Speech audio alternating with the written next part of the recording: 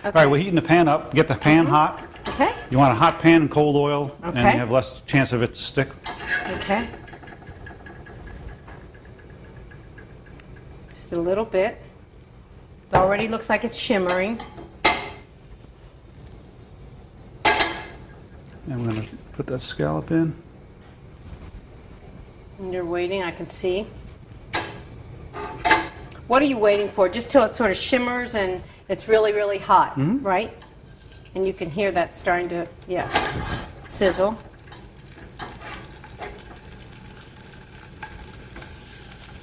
And I noticed that you put a little bit of olive oil when you underneath the scallop. And all I did is put salt and pepper on that. That's all you need, basically, right? So those are you want cooking. to taste the scallops. Okay. All right. And those are going to take, what, a couple minutes? 2 minutes on each side is all you need. Oh, I like to wow. eat my scallops not well done. Okay, talk about that. We don't need to worry about bacteria and such if it's a good, fresh product. When they come in these dry pack cans. Oh, comes in like a gotcha. little canvas bag inside a can. And when they come in, I eat them raw. So. Oh, see, you're like me. We have a lot in common. Okay, so, and this is a nonstick pan, so you may not get the browning that you would in a stainless steel. So, but you're going to cook those a couple minutes. While those are cooking, I'm heating this pan up here. You're heating that pan up. And we're going to, again, hot pan, cold oil. Okay. And we're going to cook these crab cakes up. Okay, that sounds great. And when you buy crab cakes from me, the best thing to do is right before you put them in the pan, get a glove on and press them so they hold together good. Oh, okay. And I notice you don't use a huge amount of oil. No. Just enough so that it doesn't stick. And if I do, I use a nice oil that tastes really good. Oh, yeah, the extra virgin, nothing like that. Get a fork, because those tongs are... Okay. Oh, those look good. Yeah. Those look delicious. Okay. So... All right, these crab cakes, everything's in here is cooked except the egg that's holding them together. So you really just want to brown each side. Okay, so everything's heat 'em basically through. cooked. Okay. Right.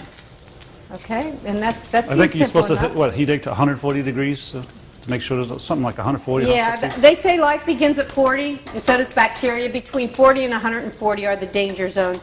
Anything cold, you want to keep 40 and below. Anything hot, 140 and above. There you So go. That's it. And by the way, when you think about eggs and salmonella, it's killed. If you hold something at 140 for 3 minutes, 3 to 4 minutes, it's killed anyway.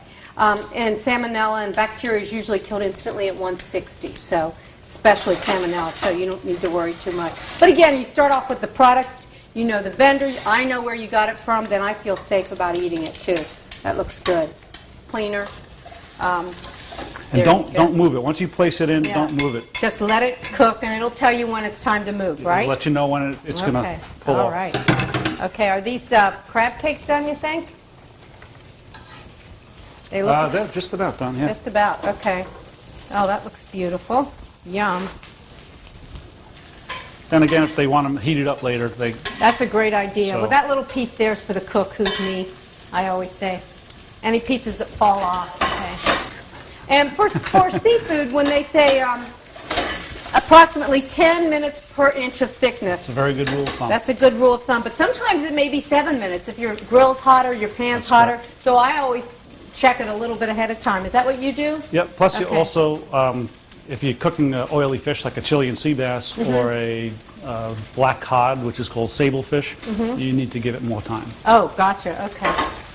So, and that's where your expertise comes in too. I bet you can tell just by looking, can't you? Well, Just you about. look and touch the same thing. Yeah. You give it a little Okay. poke, see it's starting to move now, so you know it's not going to stick. Okay, gotcha. And notice you've got the heat up still high. Yeah. Very high. Okay. All right. Because what we're doing is we're getting the coloring, the presentation, and the real cooking is going to happen in the Right. oven. Okay. Gotcha. Okay.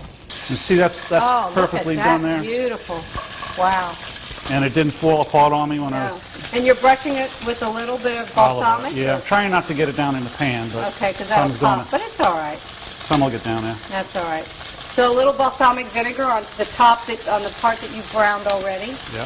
And that's going to add another layer of flavor. Oh yeah, absolutely. Great flavor. And then And you you can just turn pop that. that. You can turn that heat off. Okay. Is that going to finish cooking there or in the No, oven? we'll put it in the oven. Okay. You still have it on, right? Yes, I do. Still 350. Is that okay? Yeah, perfect. Okay. All right. And at the end, what I'll do is I'll put a couple of those butters on top. Okay, so 350 for about how long? I don't know. We were off on that lobster, so No, probably, maybe. let's check it after 7 Okay. to 10 minutes. Okay, that So sounds we're good. at 10:25. Okay, so now